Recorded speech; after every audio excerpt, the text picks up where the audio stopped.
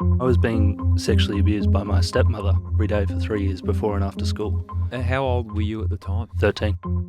The grooming and the insidious nature of it and the preparation and the rhetoric that I was told over and over and over again. If you say anything, we could both go to jail. You're the man in this relationship. Gary, I went to school. The weight, it felt like a backpack full of bricks. Guess what? I'm going to have Harrison, a sister, yeah.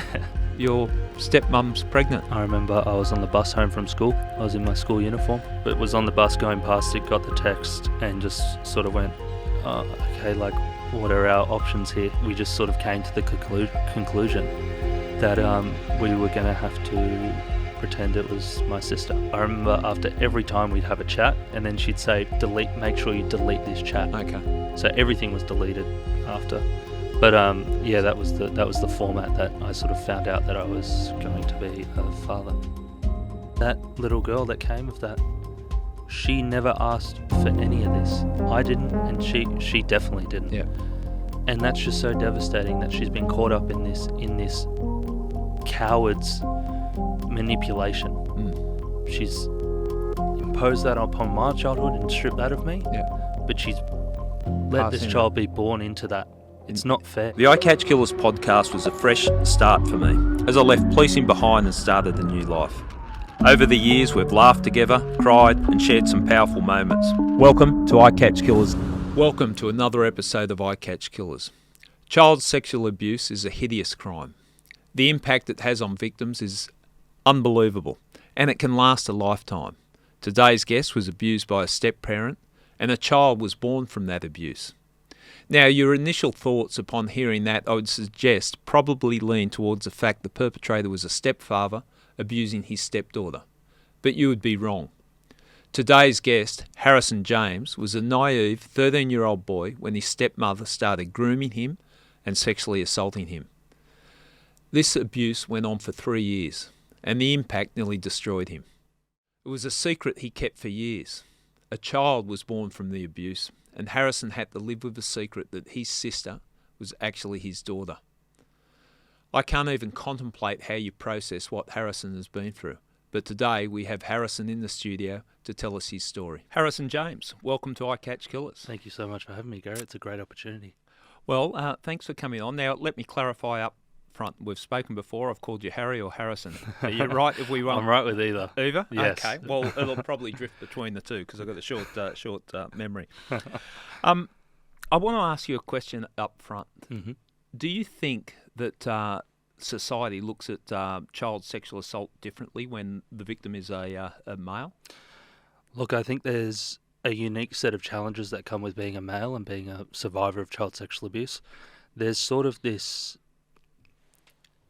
Look, I'll speak from my experience and hopefully we can learn something from it. When I was going through the healing process, it was fraught with this sort of tension, right? There's this expectation that society puts on men on how they should react to trauma.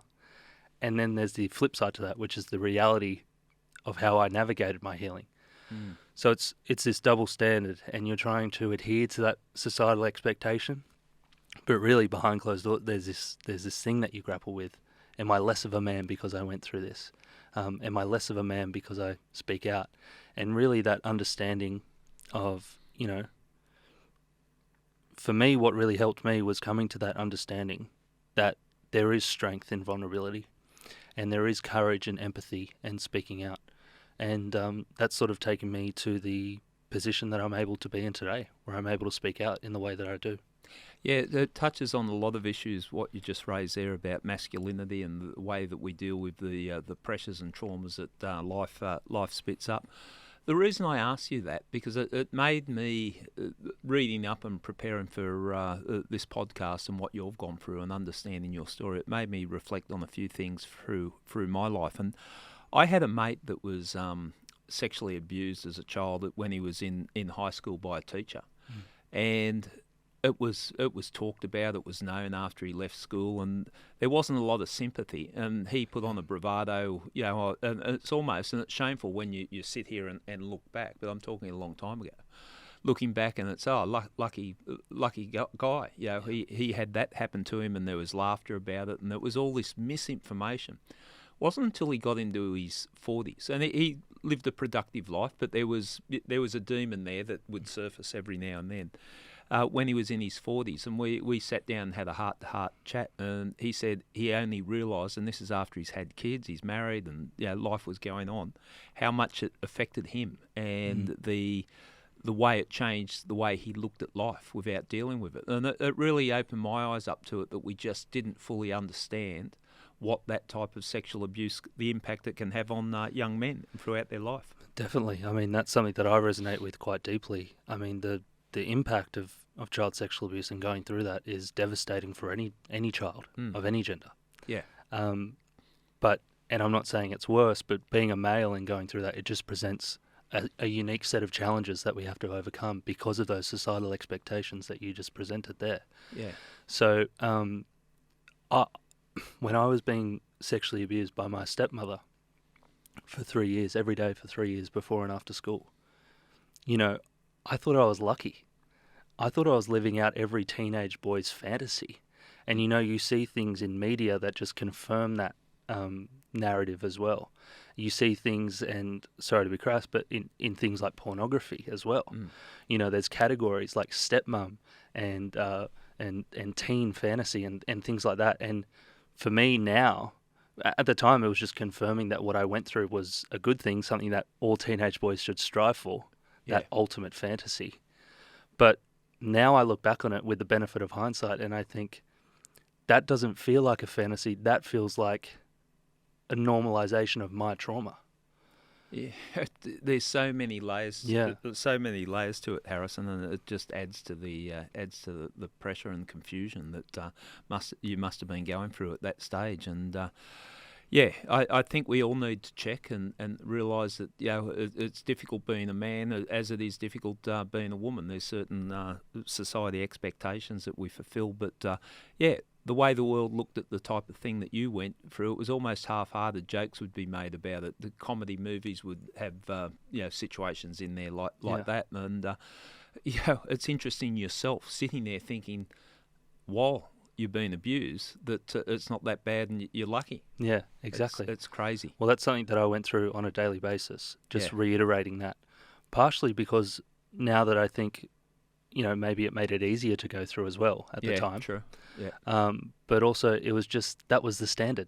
Yeah. It was, if you're a teenage boy, you're getting lucky. That's the quote, right? Yeah. Like you're living out every teenage boy's fantasy. And now that's something, now that I speak out now very publicly and share my story as I do, part of the reason I do what I do is to let boys know and let other men know that there is that strength and vulnerability in sharing that story, and what you went through was trauma, and those feelings that you're feeling but are sort of bubbling just under the surface.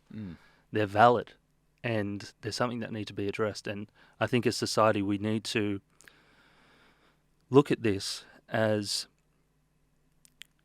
not the abuse. We need to look at this as the abuse of power across the board. Yeah. Because that's exactly what child sexual abuse is. It's that dynamic. It is a total abuse of power. Yeah. So you take the gender out of it. It is about the power, the power imbalance, like a stepmother, a teenage boy, and the confusion that would cause you.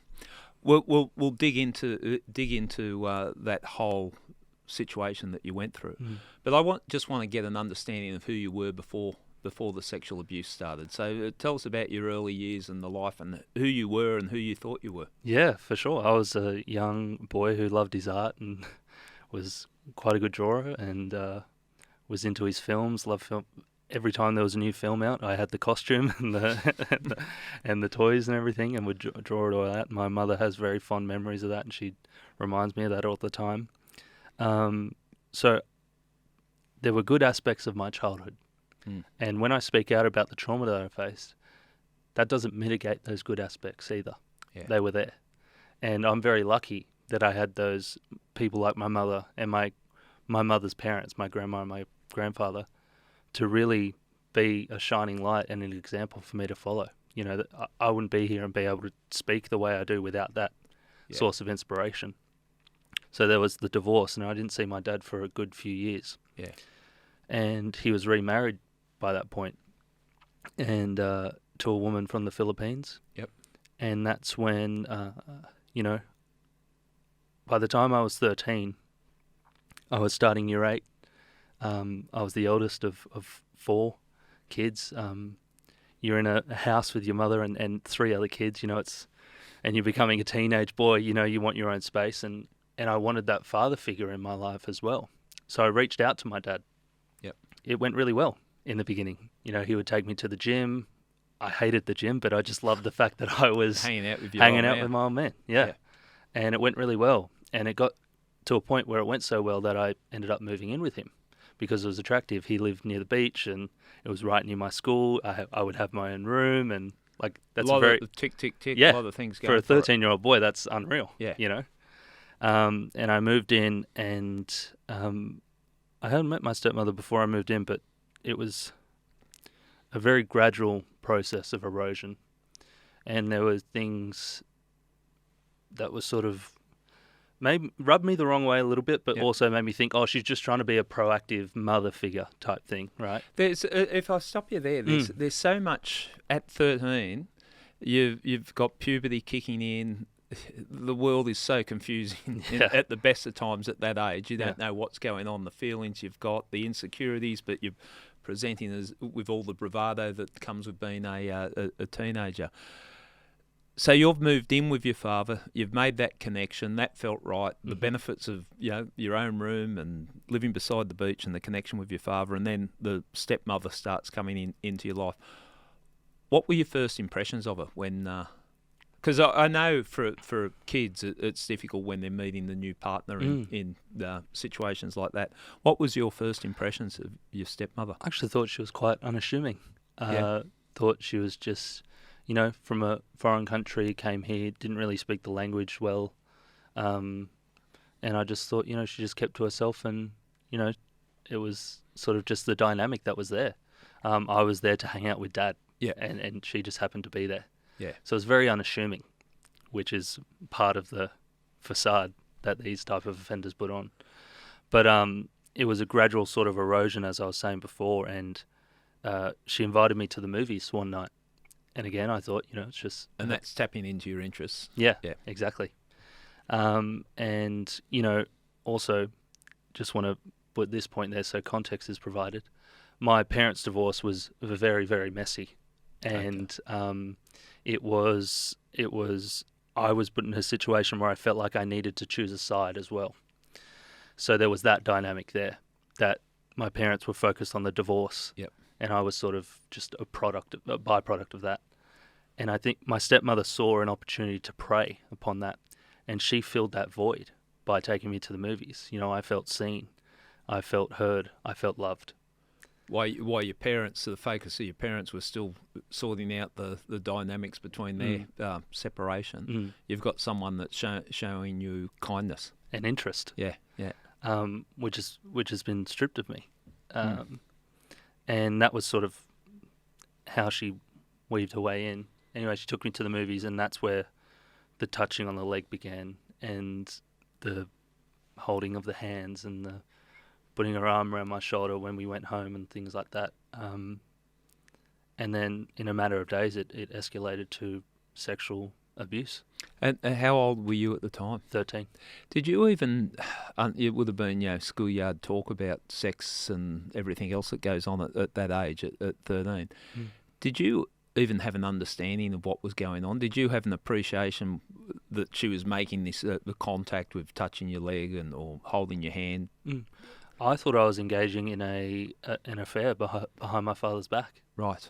I thought I was having a consensual sexual relationship with my stepmother behind my father's back. I thought it was just a secret I needed to keep in that aspect. Like, don't tell my father. Okay. Yeah.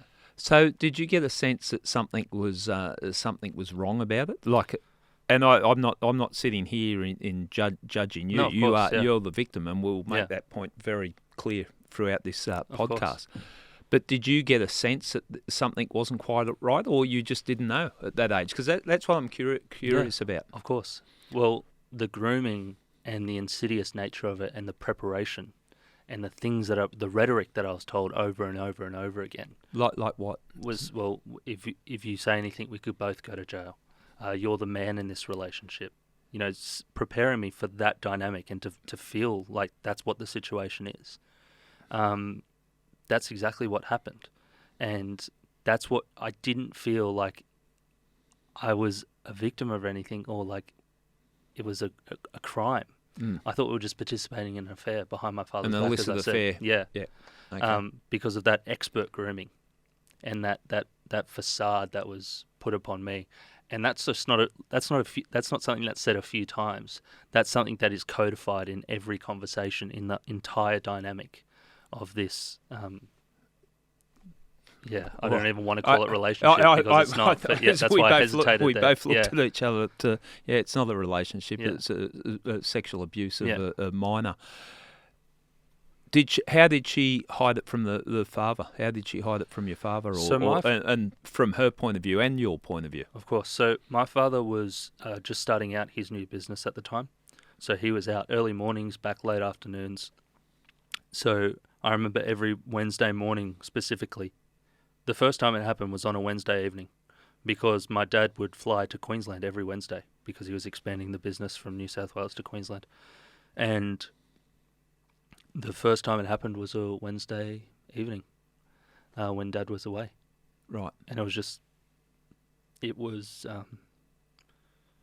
expertly sort of before school while he was out. If he was still away, it would happen. So anytime he wasn't in that home, it would happen. And did you have an expectation that would happen all the time, like it became a regular thing? Yeah, 100%. It became a regular occurrence. What was the dynamics like between you and the person who's abusing you, your stepmother, when your father was in the house? Did she change it and hide it? And did you, I'm wondering at that age if you had enough nous to be able to hide it? Yeah, no. So at that age, again, I was told, the things that I was saying before, if you say anything, we'll both go to jail. So that fear was instilled in me as well. So there's that dynamic of, I stay in my room, nothing else happens while Dad's in the house, which is just normal to me. So I just put my school uniform on, packed my lunch and went to school, caught the bus to school. I sit here and just sort of shake my head how going through all that with that house is meant to be the safe place, and you're going through that, then go to school. How, looking back, and if you can describe how you felt it impacted on you at the time, but looking back, how was it affecting you? Your relationships with your schoolmates and socialising, teachers, your study. What sort of impact did that type of abuse have? Well, everything revolved around it, Gary, and I couldn't go to house parties. I couldn't go to school events or anything like that, because if anyone else had any inclination that something was happening between me and my stepmother, I was breaching that, and I was putting her at risk. I was putting me at risk. I was putting the relationship, I say in quotations, at risk. So I didn't engage in a normal teenage life. It just wasn't viable for me, because my whole sort of mission was to ensure her protection, because I was the man in the relationship. Okay, can we delve in a bit deeper with that? Explain that, because people will be going confused on it. You're the victim, you're being abused, but your sense of duty as a man in this relationship, which isn't actually a relationship, it's abuse, felt that you had to protect her even though she was abusing you. That's that insidious manipulation that people that prey on young kids and sexually abuse young kids create, isn't it? They put the responsibility on the child. Yeah, it's the dynamic, because perpetrators want to put you in a position, a victim in a position, where they are giving them sort of like the perpetrator's their entire world. Do you know what I mean? It's their source of punishment, but also their source of relief and safety. So they create that entire dynamic.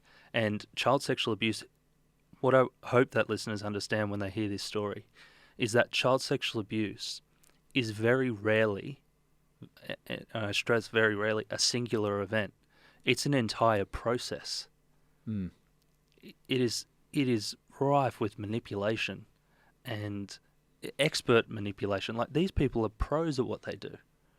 And it's an entire process that spans over years of not just grooming the victim, but their entire safety network. You know, my own mother was groomed into thinking my stepmother was a safe person for me to be in the care of. To an extent, my father was groomed, you know. I Yeah. understand what But, you're trying to say there. And that's, I think, what people don't understand. The more I sit down and speak with people like yourself and Grace Tame, who you know, and people that have gone through that abuse as children, that it's not just the sexual act where the abuse is happening. It's in every aspect of your life. And confusing you at that age, confusing you that you're the person responsible for this. Like, you'll go to jail. Yeah. Like, yeah, we all carry guilt on things, but as a kid, thinking you've committed something or done something that would send you to jail, that is so much of a burden to carry. Gary, I went to school, the weight, it felt like a backpack full of bricks. It's the only way I can explain it. Just the weight of confusion and not being able to understand what the hell has happened to you. You know, because there's all these, you know, when you're a teenager, you're going through transformation into adulthood. There's things that are happening neurologically and sort of physically as well. And it's just such a confusing period already. So you throw this weight all over, like, it just exacerbates it. And it just makes you feel a sense of isolation, and that person is your entire world, and that's all your worth is completely tied to that individual. To that one person. Yeah. And when you think about it at that age, that's when the world's opening up to you. So Exactly. you're discovering the world, and you're caught in this trap where your whole focus is on this one person who's abusing you. Yeah. And the other thing is, people hear me with the ability to articulate it now. I had no ability to articulate what I was going through at 13 or 14 or 15. So there's that as well, that extra. Well, where do you start to try to explain that? Did you consider telling anyone close to you? You explained that with your mother and your father's divorce, that there wasn't that much communication between your biological mother and yourself. Friends at school or any role models, and talk me through the process there. Yeah, look, at the end of the day, no, because it just would jeopardize what I thought was my relationship. But the reason I didn't come forward for all those years was because, well, when I was 15, my daughter became a dynamic of it, which we'll dive into as well. But there was that parental responsibility in me as well to sort of adhere to. But I just, you just think, if I say anything, even a word, it's going to jeopardize everything. So if you say anything, it's gonna blow. And I would imagine with the manipulation from your stepmother, you'd be concerned, and you've articulated it quite well and said it, that you didn't want, you were trying to protect her.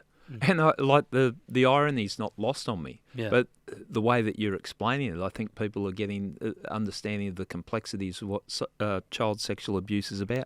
That is why it's such a horrible crime, because the damage that it does. Undoubtedly, it affects every aspect of your life, whether it's your intimate relationships or your ability at work, or, you know, the weight of trauma. It's interesting because there are days where progress feels, in my life, where progress feels like it's the only way, like it's just great and it's doing great. But there's also these days where the weight of the past just looms large, and you can't escape that.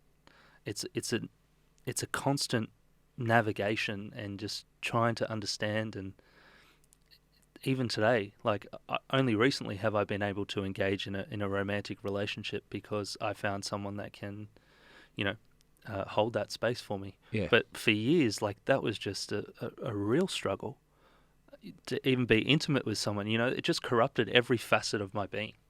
The impact it has on you.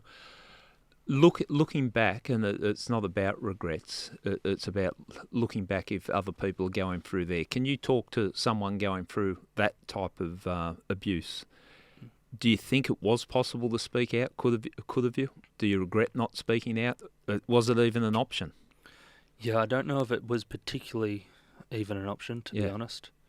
It's I haven't seen a crime like child sexual abuse where people just bury their head in the sand and hope it goes away. I try to rationalise it with the fact that it's too confronting to people, but it challenges people's weaknesses. I think that they don't want the family blown apart. Because that's the thing with when abuse happens within a family dynamic, Gary. Yeah. It completely obliterates that dynamic and splits it in two. There's a division. Yeah.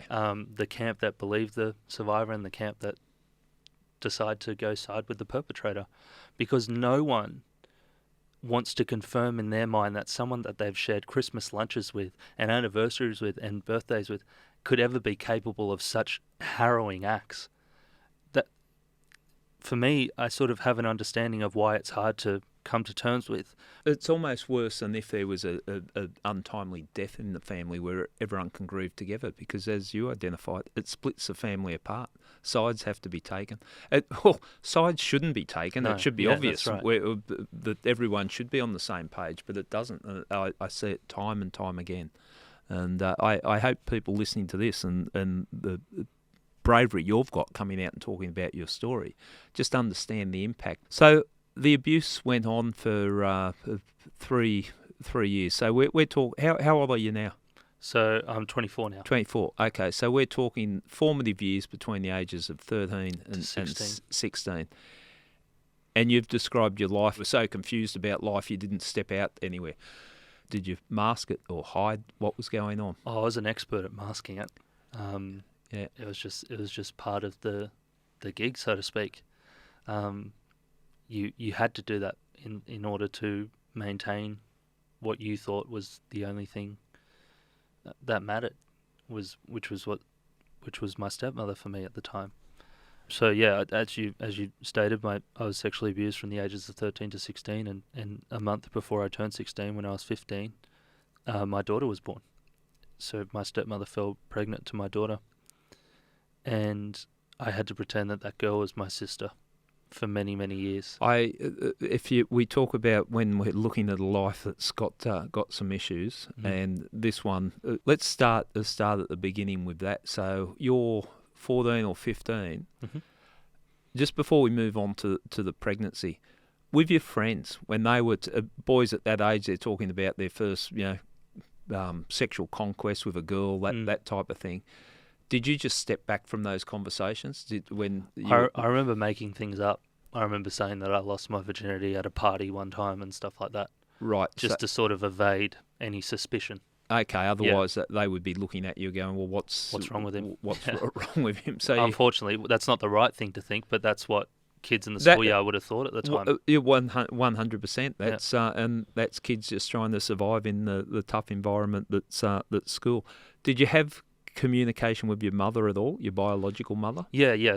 So initially, because of the dynamics of the divorce, I thought I had to choose a side. Yep. So that communication separated a little bit, but it regained. But it was always at an arm's length, because again, if she got too close, I know for a fact she would have, had some sort of suspicion.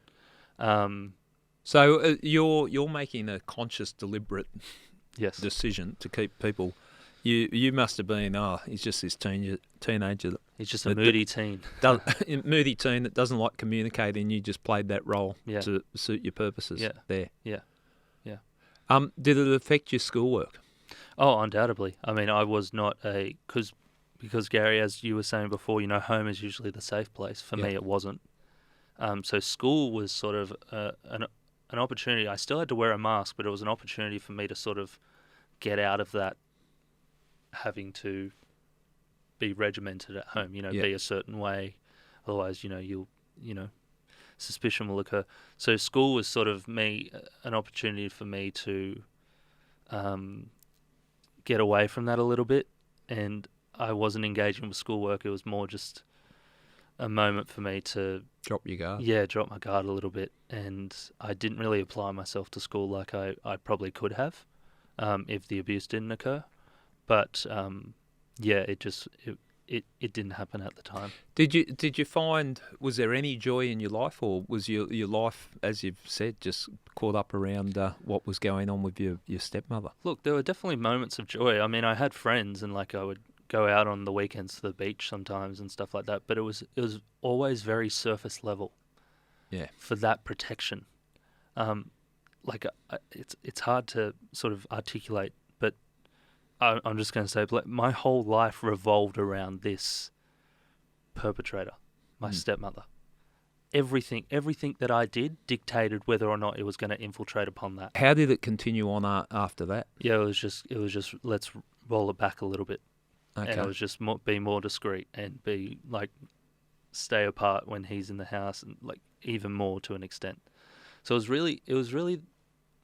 wasn't even a direct conversation that occurred between my stepmother and I. It was just sort of, we have to be careful now, and that was it. And then you sort of knew.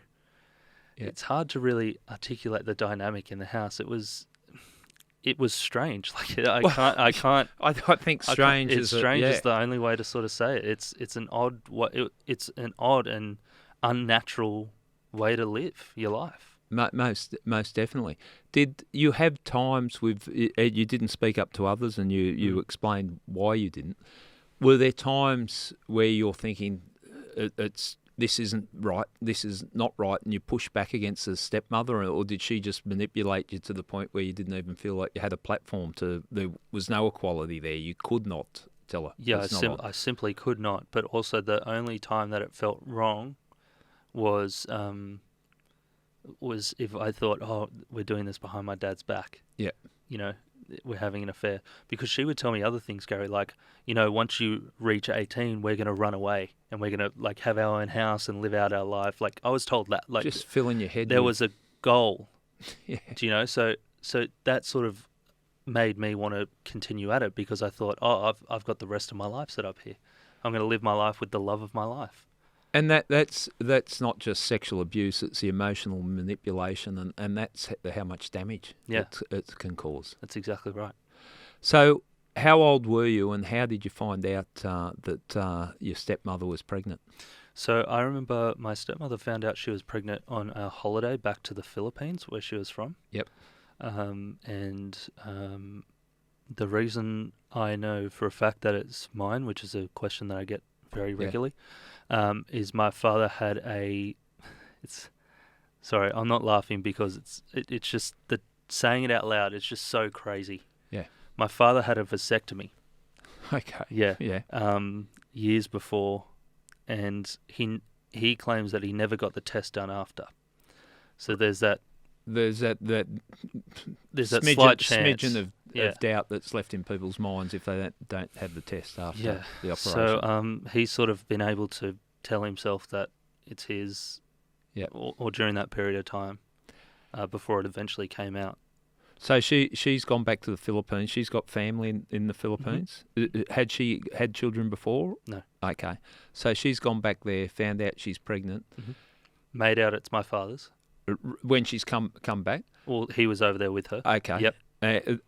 Okay. Yep. So, and you weren't there. You were back home. Back home, and they've come back and announced.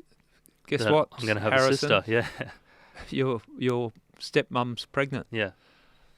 Okay. Just break it down. Where were you? Talk Yep. us through what went through your mind there. So I got it through a text. Yep. From my stepmother. I remember I was on the bus home from school. I was in my school uniform, 15 years old. You're dealing with some shit here. I know. Yeah. I remember because obviously my father and stepmother were away. I wasn't staying in the house. I stayed with my mum for that period of time. So I remember I was going past Waverley College, which isn't the school that I went to, but was on the bus going past it, got the text, and just sort of went, okay, like, what are our options here? And I think we just sort of came to the conclusion that we were going to have to pretend it was my sister, and that's what happened. Okay, so the text, you received the text. Were you openly communicating with what was going on in text with your stepmother? Yeah, so it was via Facebook iMessage. Yep. And I remember after every time we'd have a chat, we'd say like, sort of like a normal relationship. I sort of text each other, "I love you," and then she'd say, make sure you delete this chat. Okay. So everything was deleted. Yep. After. But that was the format that I sort of found out that I was going to be a father. And just touching on that, like I love you. That was you thought that I thought that's it was what love. it was. Yeah, You thought I thought it was love. See that stuffs you up too, doesn't it? Yeah, where really stuffs you up. you don't even have an understanding. Love can be confusing enough at the best of times, and that you don't even understand what love is. No. Yeah. Not at all. But that's what I thought it was. And she led you to believe. So anytime you're hearing people talk about love and all that, your definition of love is what was happening between you and your stepmother. Okay, so what are we going to do? These are the questions that are, how old were you then, 14, 15? 15. The 15-year-old boy shouldn't have to deal with in normal circumstances, but when you're having these conversations via text with your stepmother, was there a point in time when you just felt, I can't deal with this? Like, was there you just wanted to scream? Oh, I've never really thought about it because it was just head down, survive, get through it. I didn't know that at the time, but it was just, okay, this is another thing we have to deal with. I remember the weight of feeling, how are we going to navigate this? Yeah. Like, are we going to get caught now? That there's a child involved, and that was sort of the only, at the time, what I thought was the only sort of lever of stress that was brought upon me. That you get caught. Was that we get caught because now there's a child involved. But that sort of alleviated when I found out that my father was of the belief that it was his.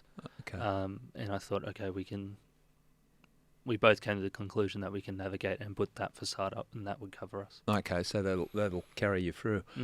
But from a personal point of view, your personal point of view, and you can talk about it from what you're going through as a 15-year-old and what you know now as a young adult. Finding out that you're going to be a parent for the first time is, I remember when it happened to me, and I was late 20s when I first found out I was going to be a father. You're overwhelmed with joy, excitement, all the emotions that run with that. Yeah. What was going through your head? Was there joy? Was there sadness? Was there confusion? What was happening? There was anxiety. There was stress. There was also, funnily enough, joy. I thought it was part of how it was meant to play out. This is beautiful. Yeah, our love's been. Yeah. And look, now with the benefit of hindsight, it's obviously sick and twisted, and no 15-year-old boy, no child should ever have to go through that. It's so devastating. It's part of the reason that I talk out. Yeah. To ensure that the next child doesn't even experience a tenth of what I've been through. And most importantly, and of concern to me, is that little girl that came of that.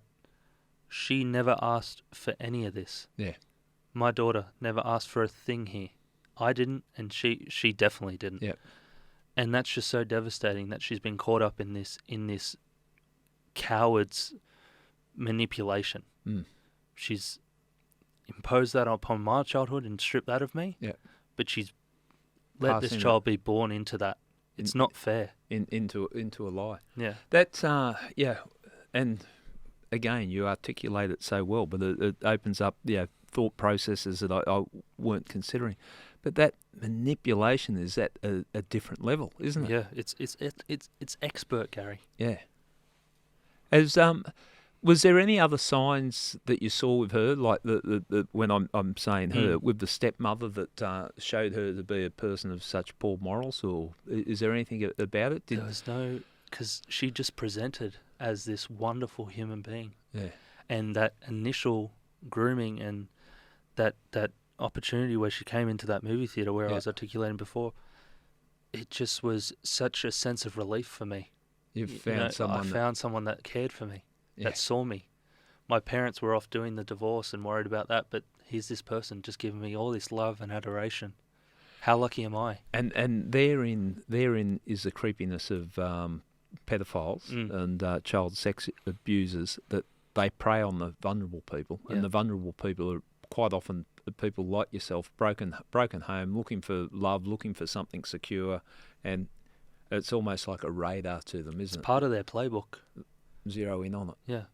Whether it's the basketball coach at school who says, "Oh, mum's going through a divorce. I'll take care of the kid this afternoon while you go sort that out," or it's whatever. Like they it's part of the playbook. They look for that. Yeah.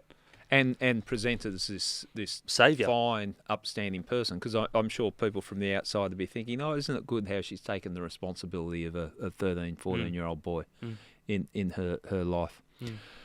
Okay, your father and your stepmother have come back from overseas. You've been living with your biological mother while they're away. Yep. You've moved back in with them. Yep. What discussions did you have with the stepmother? How did she manipulate a way through that? You've had the text where you've agreed that your father's of the belief it's his child, and you and your stepmother are going to let that play its natural course. What sort of conversations did you have with her? Did she say she's sorry? Did she say, was there anything? Did she say this is beautiful? What sort of manipulation continued on?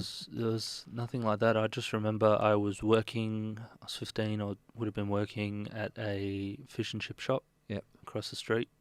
I remember using my money to pay for things for babies. And I was just excited to be a part of it. Yeah, that was the dynamic, Gary. As strange but I was just a victim of this coercion and this grooming. Yeah, and that's how it was. It's disgraceful. It irks me to even say it out loud now. You know what I mean? When you say it's disgraceful that you're being put in that position. But the emotions and the things that you're articulating is perfectly understandable. The confusion you'd have, you thought the situation that you were in, it was love. You thought a child's been born of that love. That's something beautiful. And look at you at 15, you're working in your fish and chip shop, trying to build up the assets buying baby toys and all that. Yeah. And you shouldn't. you shouldn't have to. No. Like we sit here and laugh, but I can assure people we're not laughing at the. We're not laughing at the subject of it. We're laughing at the pure unbelievability that someone could get away with this for that long. Yeah. And just evade total accountability and total suspicion and all that. And it's just, I laugh at it because it's not a thing of humour. It's just a shock, a total disbelief. Yeah. It still hits me, because I engage with the media regularly now because of the advocacy and stuff, which we'll get into, and I'm not trying to jump the gun. No, it's something I want people to understand your story, because I want, when we talk about the advocacy, have an impact so people understand. Of course, but I don't go into this much detail.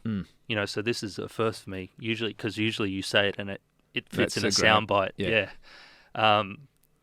But me to take stock and sit back and have this sort of long form discussion with you and talk about it in this level of detail, it still hits me I'm saying things that I haven't said for years now.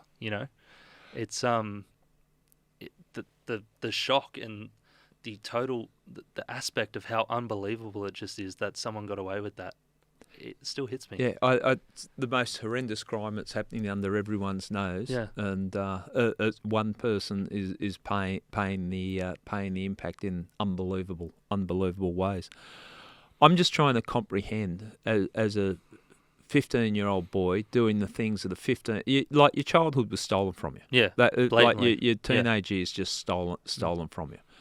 As a 15-year-old boy, the responsibility of working in the fish and chip shop so you can buy some gifts for your daughter that you got to pretend is your sister because you've been abused by your stepmother. Living in the house, was it just overwhelming? It's confronting watching someone become pregnant. That's not something you even consider when you're a teenager. But as she's getting bigger and it's getting closer to the time and everything that happens with pregnancy, what was your life like at that point in time? Well, before my daughter was born, I contemplated leaving school to do a trade. I didn't want to do that, but the reason I was that thinking was because I thought I had to be a father and build a life for my daughter. And sort of create an opportunity for me, my stepmother, and my daughter to run off and be a happy family and sort of provide for that. So that was the thinking at the time. Yeah.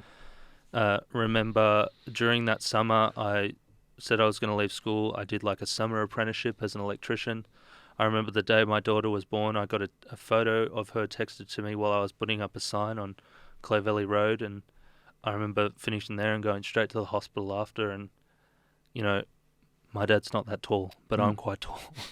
And I saw the long arms and long limbs, and I thought, oh my God, are we going to get found out because of that fact? That just that constant, you're on a minefield. Yeah, I could imagine. Yeah. You also would have been confronted by other people in your life, people that are friends with your father and your stepmother, with the, congratulations to your father, you're becoming a father, good on you, and you would have, I'm assuming you would have been caught up in discussions like that and have to sit there. I was sitting there, but also there was a feeling of jealousy coming up as well, of real anger. He's taking that from me. Yeah. And he's taking my partner and my daughter, and that's coming up as well. So there's that dynamic. It's just so complex and complicated. But this all came about because of one person decided to sexually abuse a child. Just for her own sexual gratification, that she's comfortable destroying lives. I would imagine that talking on the issue of masculinity too, and you're talking about you getting jealous of your father. When you're a teenage boy living in a household, relationships can become fractured. I know with my father, even with my son, where it's almost like the alpha male is trying to take over the household. And I would clash with my father when 15 or 16 that I'm going to stand up to you, and you're testing the waters. I experienced the same thing with my son. There's a bit of pushback. In your situation, I would imagine that would be like it was on steroids or magnified. Complete steroids. Yeah. It's the only way I can do it. Can articulate that. It was through the roof. I remember when my daughter was born, it was in the December of 2015, and I turned 16 in January. Yeah. The last sexual act occurred on my 16th birthday. Right. And then it got to a point where all that came to a head, Gary, and I couldn't be in that house anymore because that anger was just taking over me, and that jealousy, and it was sort of coming out, not in a physical aspect from my end, like I wasn't violent with my father or anything, but I was moody towards him. I knew I had to leave the house. So that's when I moved with my grandmother. And then that's when the dynamic between me and my daughter, I was like the older brother who would just come visit his little sister and like take her out for a swim for the day, or take her to McDonald's, or take her to get ice cream, or, things like that. It became that dynamic there. Okay. So the abuse has stopped, but the damage is still continuing on. We might take this opportunity to have a break at this point in time, and when we come back, we're going to talk about having that child that you're pretending to be your sister in your life, what you've learnt from that, allegations that your abuser made against you, claiming that she was raped, and the damage that caused. She's a class act. Knows no limits. No. And the work that you're doing in regards to making the difference. And I've just got to say, Harry or Harrison, whichever one I decide to call you. The fact that you come out and speak so clearly, I think a lot of people will be listening to this and go, right, I'm starting to understand and get it. Because as we started off, as I said with my mate that was in a situation where a teacher was sexually abusing him, everyone just thought, oh, well, lucky guy type thing. But there's so much more damage that's done, isn't there? There's a whole entire dynamic that's behind the curtain. Yeah. And the only way we're going to ensure that this doesn't happen again, or try to the best of our ability to ensure that this doesn't happen within society again, is by bringing light to it and by speaking about these stories, because these crimes, they operate in darkness, they operate behind closed doors, and they thrive off shame and silence, and the only way we're going to combat that is by speaking out and speaking candidly like you and I are here today. So it's a very important discussion. And I'm just absolutely honoured at the opportunity to contribute to today. And I look forward to coming back after the little break. Okay, cheers.